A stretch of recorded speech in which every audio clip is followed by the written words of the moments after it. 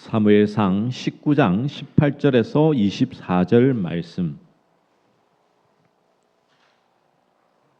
우리 한 절씩 교독하도록 하겠습니다.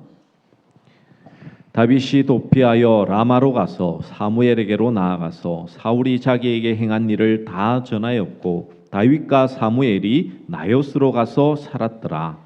어떤 사람이 사울에게 전하여 이르되 다윗이 라마 나요스에 있더이다 하매 사울이 다윗을 잡으러 전령들을 보냈더니 그들이 선지자 무리가 예언하는 것과 사무엘이 그들의 수령으로 선 것을 볼 때에 하나님의 영이 사울의 전령들에게 임하매 그들도 예언을 한지라.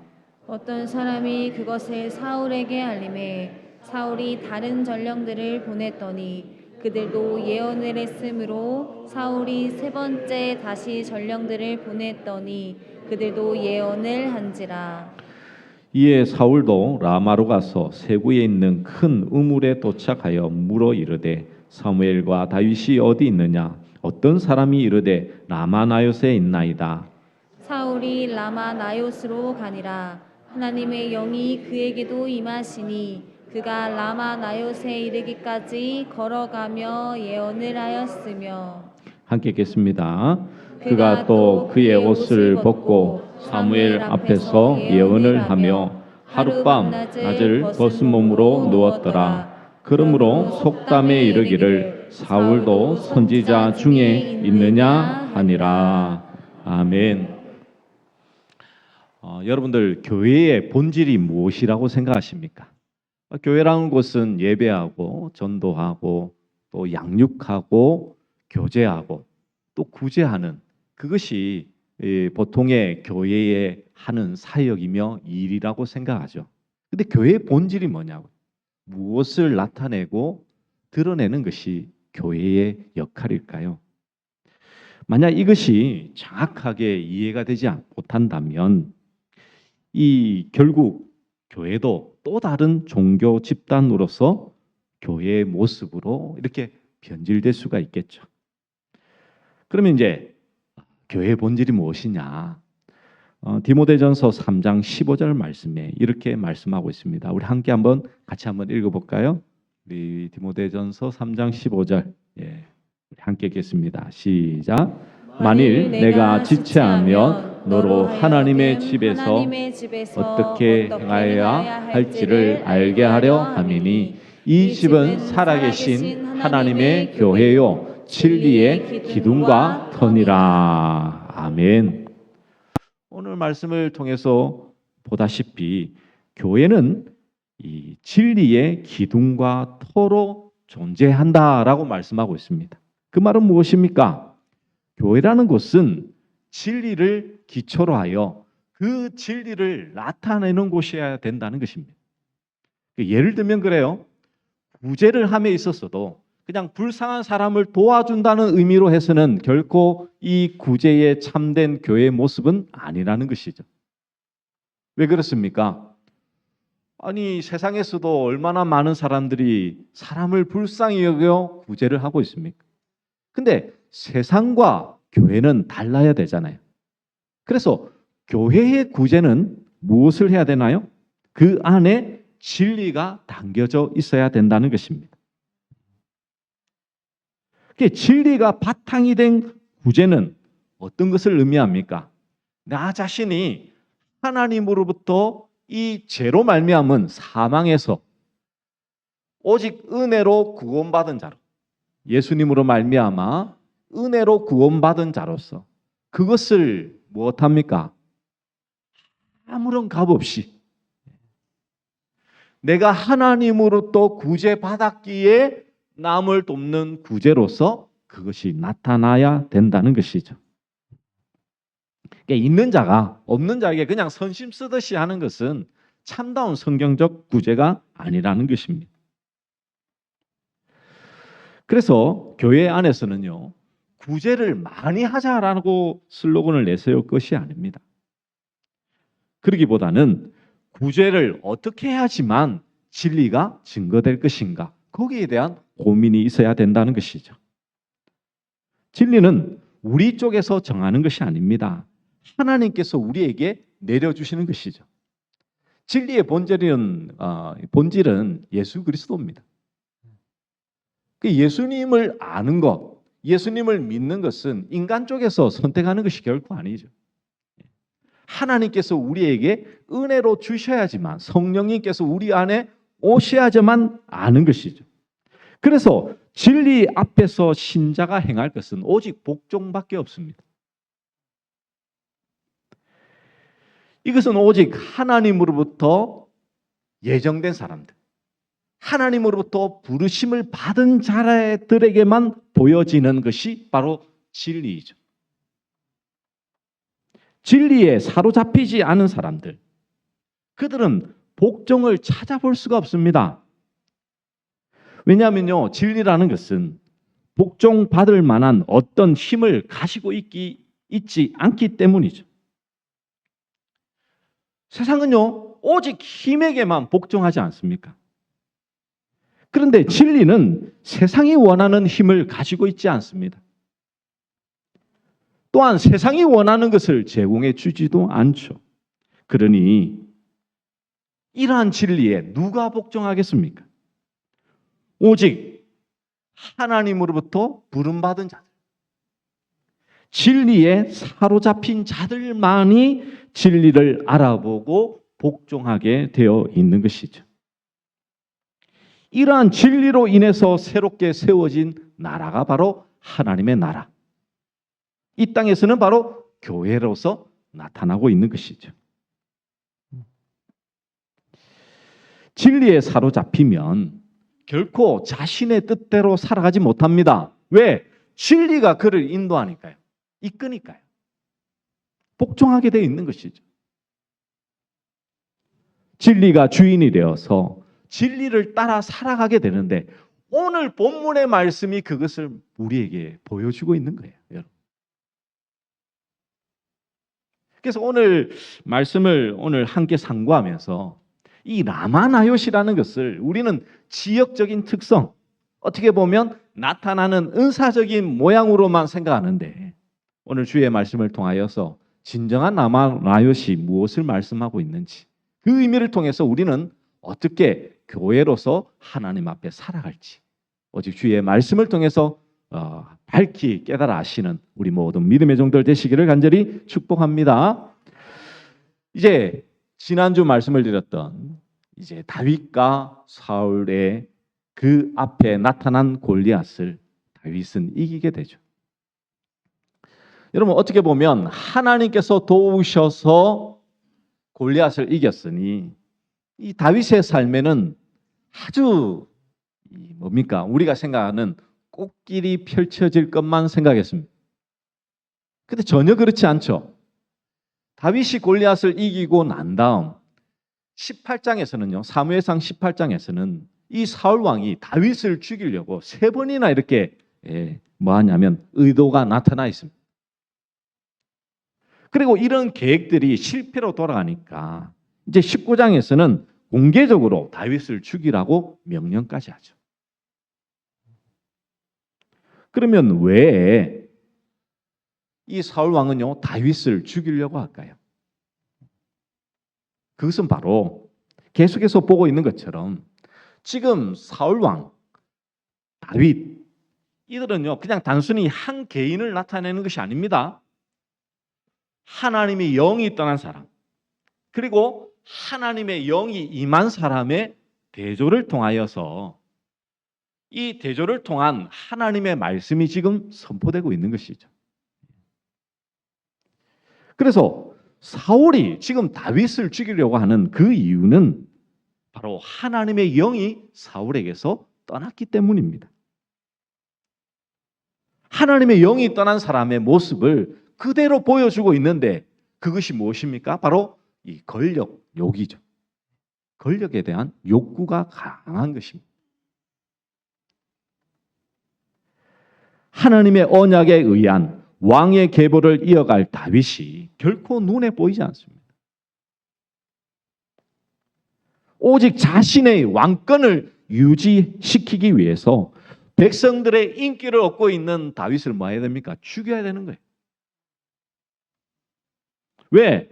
백성들의 인기에 의해서 왕의 자리는 유지된다라고 생각하고 있는 거예요. 죄인에게는 누구나 이 사울과 같은 그런 모습이 나올 수밖에 없습니다. 상대방을 무시하고 업신여기는 것은 배후에서 일하시는 하나님을 보지 못하고 사람만을 보기 때문이죠. 그래서 여러분, 진정한 그 사람의 본성을 알려면요, 그 사람을 대하는 모습을 보면 알 수가 있습니다. 근데 그 사람의 그 대하는 모습은 권력 있고 힘 있는 사람한테는 누구나 이렇게 수그리죠.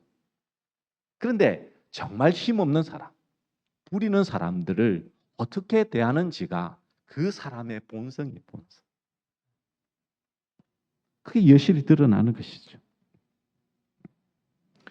누군가에게서 나보다 훨씬 나은 모습이 보인다면 그것은 하나님께서 그렇게 일하시고 은혜를 주셨다라고 생각하면 되는데, 하나님이 없는 사람은 그것을 결코 생각지 못하죠.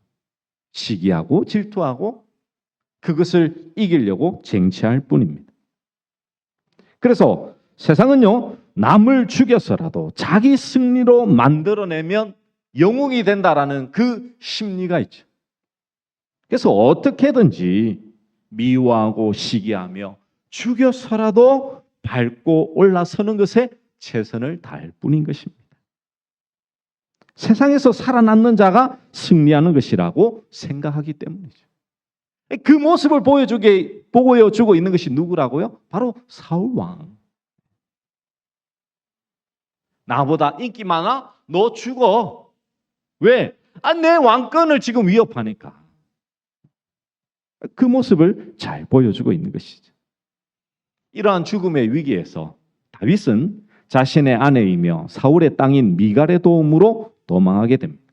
그곳이 어디냐면 바로 이 사무엘이 있는 곳, 그 라마로 가게 되죠.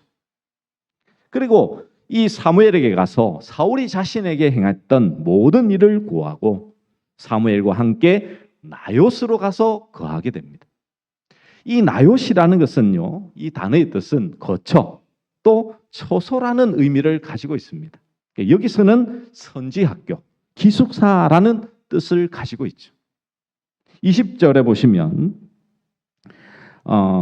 이 이제 선지자 이제 어떻게 보면 이제 무리들이 등장하죠. 제자들이 등장합니다. 20절에 보시면 사울이 다윗을 잡으러 전령들을 보냈더니 그들이 선지자 무리가 예언하는 것과라고 되어 있죠. 선지자 무리들이 등장하고 있다는 것은 이제 사무엘의 어떻게 보면 신앙의 제자들이 많이 모여 있었던 곳이다라고 볼 수가 있는 것입니다.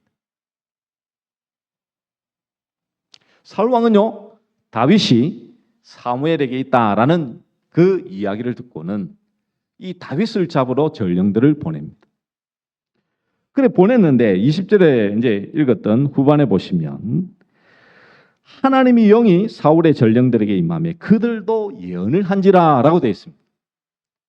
자, 사무엘의 제자들도 예언을 하고요. 사무엘의 제자들도 예언을 하고 이 사울 왕이 보내었던 다윗을 잡으러 간 전령들도 지금 예언을 하고 있습니다. 근데 한 번만 보낸 게 아니죠. 왜? 지금 다윗을 잡아야 되니까요. 죽여야 되니까. 그래서 3번이나 보냅니다. 근데 똑같이 그들은 하나님의 영이 임하여 예언을 하죠. 그리고 마지막 사울 왕이 집전 났습니다. 아니 왜 도대체 다윗을 잡으러 오라니까 왜 예언만 하고 오느냐라고 그렇게 생각했죠. 그래서 23절에 보시면 우리 한번 같이 한번 읽어볼까요? 23절의 말씀 우리 한번 같이 읽겠습니다. 준비 시작. 사울이 라마 나요스로 가니라. 하나님의 영이 그에게도 임하시니 그가 라마 나요스에 이르기까지 걸어가며 예언을 하였으며. 네. 사울 왕도 라마 나요스를 갔는데 거기서 하나님의 영이 임하는 거예요. 그리고는 그도 예언을 합니다.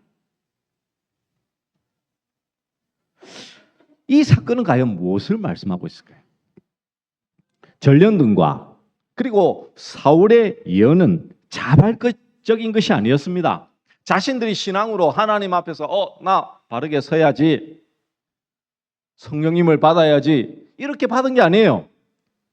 하나님의 정적인 역사였죠. 그들의 몸과 정신이 완전히 통제된 상태에서 이루어졌습니다.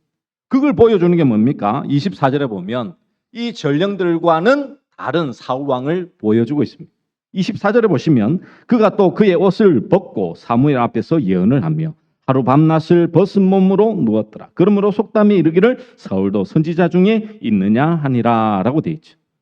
옷을 벗었다라는 것은요, 이 왕권을 상징하는 겉옷을 벗었다라는 의미로 생각하시면 됩니다. 나중에 결국 이 왕권을 상실하게 되잖아요. 그걸 미리 보여주고 있는 것입니다. 아무튼 이 사울 왕은요, 밤낮으로 옷을 벗고는 무엇하고 있습니까? 예언을 하고 있는 거예요. 자, 우리는 흔히 이 말씀을 가지고 어느 곳, 특정한 곳에 가면 하나님의 은혜가 있다라고 생각하는 경우들이 많습니다. 예를 들면 그래요. 어떤 기도원, 어느 특정 장소. 이 봐봐라. 라마 나요새 가니까 사울 왕도 예언을 하더라. 하나님의 영을 받지 않았느냐. 우리도 그렇게 받는 것이 당연하다라고 하면 성경을 참 오해하고 있는 것입니다. 왠 줄 아세요? 만약 그런 장소와 예언을 한 것이 중요하다면 지금 사울 왕이 그리고 전령들이 했던 예언에 대한 말씀이 있어야죠. 그렇지 않습니까, 여러분? 장소와 이 은사가 중요하다면 거기에 대해서 상세하게 기록이 그게 중요하니까. 근데 그걸 지금 말씀하고 있지 않다니까요. 지금 사울 왕이 뭘 말했는지는 모릅니다, 우리는. 근데 지금 하나님의 영이 임하여 예언을 했다라고 하는 것을 보면 하나님에 대한 말씀이라는 것, 자신들을 향한 것이 아니고 하나님을 향한 말씀이었다라는 것을 알 수 있죠. 추측해 볼 수가 있는 것입니다.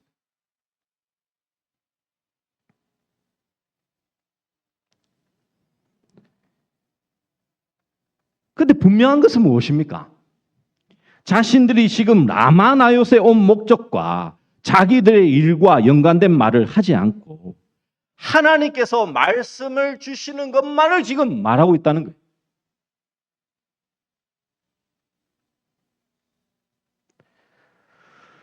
그래서 오늘 본문이 말씀하고 있는 것은 단순히 어느 지역에 가면 기도가 잘 된다? 그거는 여러분 생각이에요. 저는 단연코 말씀을 드리고 싶습니다. 아니, 그 세상에 잡신을 섬기는 그들도 그렇게 생각하지 않습니까? 어느 곳에 가면 영빨이 있다. 아니, 그게 어디서 나왔냐고요? 성경에서 나왔어요?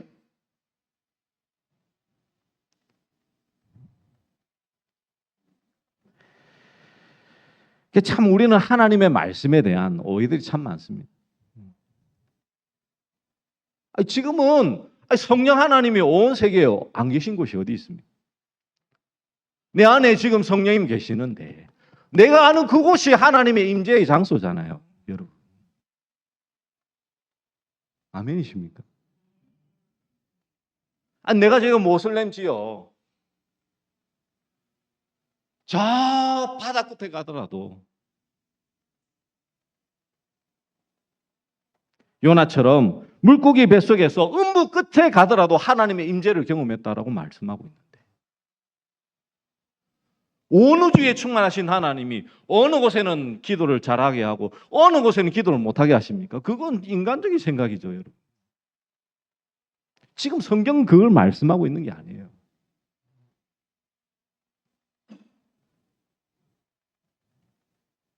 하나님의 영이 임해서 예언을 하게 되었다라는 것이 전부입니다. 자신의 본분을 잊고 심지어 다윗을 그토록 죽이려고 애를 썼던 사울에게도 하나님의 영이 임해서 예언을 하게 되죠.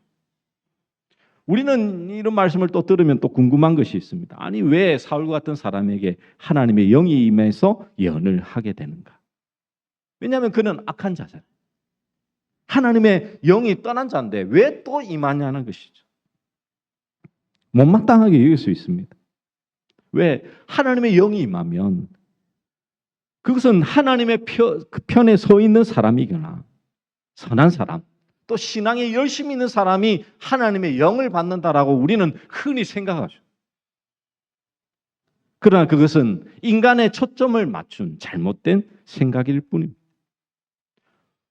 오늘 이 사울 왕에게 하나님의 영이 임했다는 것은 무엇을 말씀하고 있습니까? 인간이 하나님의 영을 받을 만한 조건이나 자격이 인간에게 있다라는 것이 결코 아니라는 것을 말씀해 주고 있죠. 아니, 지금 사람을 죽이러 왔다니까요. 그런데 하나님의 영이 임하였습니다. 그것은 무엇을 말씀해 주고 있는 것입니까? 우리가 하나님을 믿고 따르는 거, 나는 사울 왕과 별반 다를 바가 없는 죄인이라는 것이죠. 우리가 신자된 것은 우리의 자질이 아니라 하나님의 오직 부르심이고 붙드심인 것입니다. 이것을 믿는다면 악령이 들렸던 사울이 하나님의 영에 의해 예언을 하게 되었다는 것에 대해 못마땅할 것이 아니라 우리도 우리의 악함을 다스리고 우리를 붙드시는 하나님을 아버지라 부를 수 있음에 우리는 감사할 뿐이겠죠.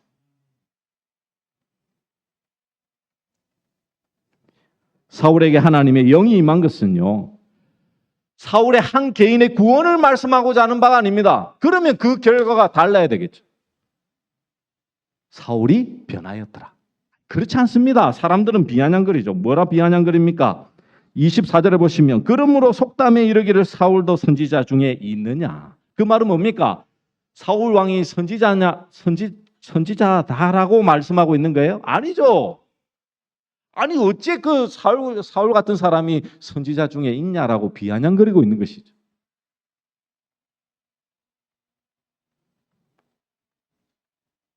그럼 한 개인의 구원을 지금 말씀하고 어떤 은혜의 장소의 통로나 그걸 말씀하고 있는 것이 아니죠, 지금. 이 사건을 통해서 하나님은 무엇을 말씀하고 있는 것입니까? 하나님의 영에 의해 다스림을 받는 그 나라가 어떤 것인가를 지금 이 사건을 통해서 보여주고 있는 거예요. 이 라마 나요시라는 이 장소, 이 특정한 장소를 통해서 하나님의 나라가 어떤 곳이냐를 분명하게 보여주고 있다니까요. 여러분, 이 라마 나요스는 바로 사무엘이 두령입니다. 사무엘이 두령이지만 그곳은 하나님이 다스리는 곳이었습니다. 그런데 이스라엘은 달랐죠. 이스라엘은 사람인 사울 왕을 선택했습니다. 보이는 사람을 선택하여 보이지 않는 하나님을 거부했던 것이죠. 그래서 지금 이스라엘은 사울의 나라가 되어버린 것입니다. 하나님의 뜻에 순종하는 나라가 아니라 사울이라는 사람의 뜻이 중심이 되어 있는 나라가 되어버린 것입니다. 그런데 그가 하나님의 영이 떠난 사람인 이 사울 왕이 라마나요세 가니까 하나님의 영에 의하여 다스림을 받더라는 것입니다. 하나님의 영이 다스리는 그 나라의 초점을 통해서 본다면 그냥 사울과 사울의 전령들이 변한 것이 아니죠. 하나님의 영이 임하는 곳, 다스리는 그곳은 사람의 개인의 뜻과 그 목적을 위해 사는 곳이 아니다. 오직 하나님의 나라는 하나님의 말씀만이 선포되는 곳임을 나타내고 있는 것입니다. 그래서 하나님의 영은 사람의 말을 하지 않고 하나님의 말을 하게 하는 것입니다. 이것이 다스림이죠, 다스림. 그러므로 하나님의 다스림을 받는 자는 하나님의 말을 하게 되어 있으며 이들의 무리를 가리켜서 하나님의 나라, 즉 교회라고 말씀하고 있는 것입니다. 그래서 교회는 다른 것이 아닙니다. 예배하고 구제하고 봉사하며 좋은 일을 하기 위한 것이 아닙니다. 교인은 하나님께 다스림을 받아서 그런 일을 감당할 뿐이죠. 따라서 교회에서는 사람에만이 우선되면 안 됩니다. 내가 세상에서 살아봤는데, 내가 이렇게 해봤는데 하나님 말씀은 틀렸어. 그거는요, 어떻게 보면 정말 교회를 모르는 것이죠. 교회에서는 하나님의 말씀만이 선포되어지고 그 말씀을 통해서 세워져야 되는 것이 바로 교회의 참된 모습임을 우리는 잊지 말아야 되는 것입니다. 하나님의 영이 임하자 예언을 하는 사울의 전령들과 사울을 보시면 그들의 모든 시기와 미움, 그들이 하고자 하는 모든 바들이 뭐합니까? 다 의미가 없어져. 의미가 없습니다. 다윗을 잡으러 왔지만 잡지 않고 그냥 돌아가는 거예요. 왜? 하나님의 영이 임하니 다스림을 받은.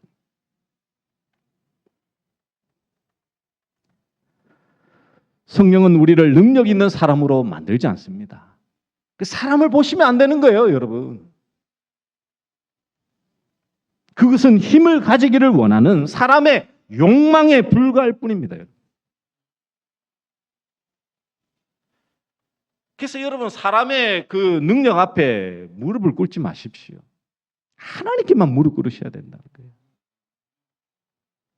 이건 결코 뭐 사람을 업신여기거나 무시하거나 그런 말 결코 아닙니다. 정말 하나님 앞에 서는 것이 진정한 하나님의 사람이라는 것을 우리가 잊지 말아야 된다는 것이죠. 성령이 임한 사람은요, 자신의 말을 하지 않습니다. 오직 하나님의 말씀만이 선포될 뿐이겠죠. 그리스도가 우리 교회의 머리 되시고 예수님이 바로 진리 되신다는 것을 우리의 삶 속에 나타나며 증거하는 것이 바로 교회의 참된 모습이라는 것입니다. 여러분, 교회의 위태로움은요, 사람의 수가 많느냐 적으냐, 재정이 풍성하냐 못하느냐 여기에 있는 것이 아닙니다. 하나님의 말씀을 우리가 가볍게 여기고 하나님의 말씀대로 살지 않는, 즉 우리의 삶 속에 예수 그리스도가 중심이 되지 않는 그 삶을 사는 것이 바로 교회의 위태함이죠. 그러므로 우리가 바라볼 것은 무엇입니까? 교회의 무기는 하나님의 말씀 곧 진리임을 안다면 그 진리된 하나님의 말씀이 내 삶 속에 살아 역사되어져야 되겠죠. 여러분, 우리는 하나님의 말씀대로 산다는 것을 좀 어렵게 생각합니다. 왜? 아니 66권의 말씀을 다 지켜 행하려고 하니까 여러분 참 힘들고 어렵죠. 근데 예수님은 말씀하시죠. 수고하고 무거운 짐진 자들아 다 내게로 오라. 주님이 말씀하시는 것은요, 무겁고 힘들고 어려운 걸 지게 하시는 것이 아닙니다. 우리는 내 자신을 부인하고 나의 십자가를 지고 예수님을 따르기만 하면 되는 거예요. 그게 바로 믿음이잖아요, 여러분.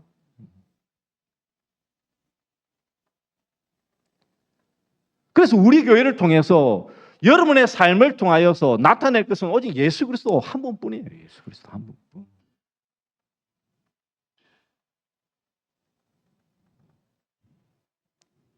사울이 하나님의 영이 임하여 예언을 하게 된 것처럼 우리 역시 성령님이 우리 가운데 임하여서 말씀에 다스려지고 그로 인하여서 우리들의 생각을 드러내고 우리의 말을 하는 것이 아니라 하나님께서 우리에게 주시는 진리 대신 예수 그리스도가 우리의 참된 주가 되시고 그 주를 위해서 살아가는 것이 참된 교회의 모습이라는 것을 우리는 잊지 말아야 될 것입니다.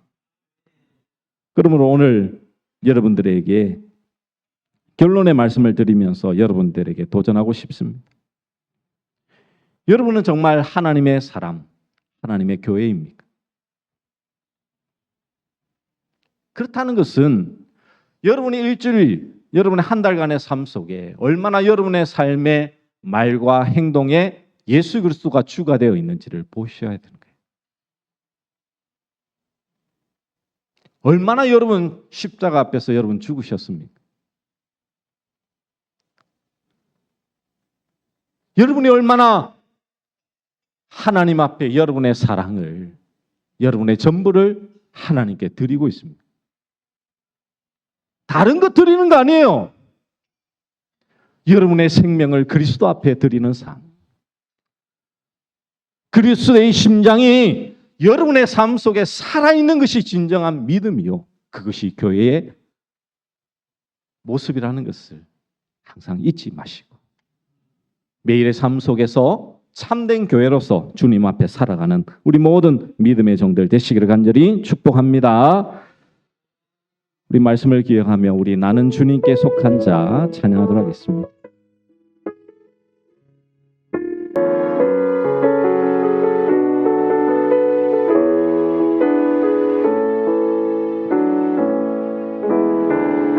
이 땅에 내 삶이 비록 버겁더라도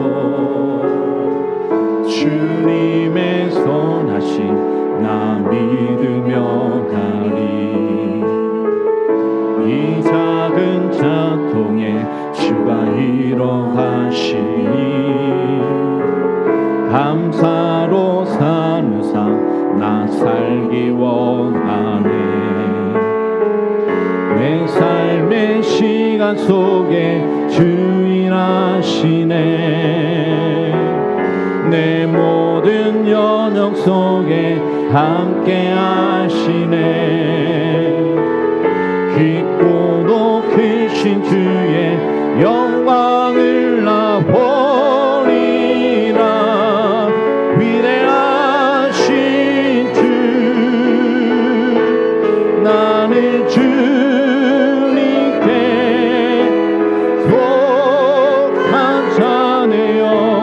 주의 나라 위해 전심으로 살리라. 주의 마음에 합한 자네요. 맡기신 소명 이루 나는 주님께